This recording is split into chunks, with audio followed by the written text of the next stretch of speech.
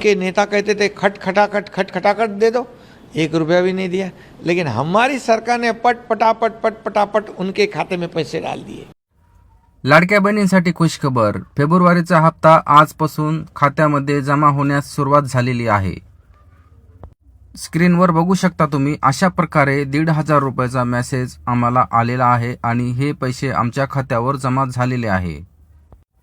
बऱ्याच बहिणी अशा आहे ज्यांना आजपर्यंत पैसे मिळाले नाही, त्यांना पण 28 तारीख उद्याच्या तारखेमध्ये पैसे मिळतील। लाडली बहन योजना के पैसे कोड ऑफ कंडक्ट में नहीं अटकने चाहिए, क्योंकि हमारी नीयत साफ है।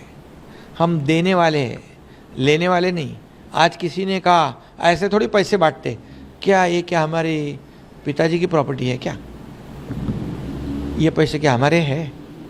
ये जनता के पैसे हैं, ये जनता को ही देने चाहिए। मला आले, आत्ताच आले आणि हो सकाळी आले खात्यात। हो आले आमचे पैसे, सकाळी आले। हो आले ना, सकाळी आले 8:30।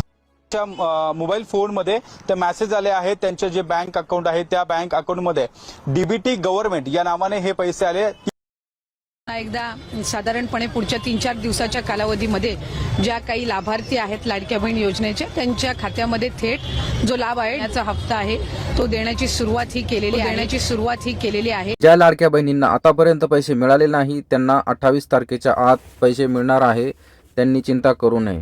सर्व आमच्या लाडक्या बहिणी आणि बंधूंनो, आताच 10 लाख खात्यांमध्ये या ठिकाणी पैसा जमा करायला बटन दाबली आणि आपण पाहू शकता सगळे मेसेजेस येणं सुरू झालेलं आहे आणि लोकांच्या खात्यामध्ये प्रत्यक्ष पैसे देखील जमा झाले आहेत। माध्यमातून लाडक्या बहिणींना सांगायचंय की ही जी की कुठलेही निकष आम्ही बदल केलेले नाहीयेत। 2.5 लाखाचं उत्पन्न त्याच्यापेक्षा कमी असणं लाभार्थी असण्यासाठी हे आम्ही त्या ठिकाणी निश्चित आधीच केलेलं होतं।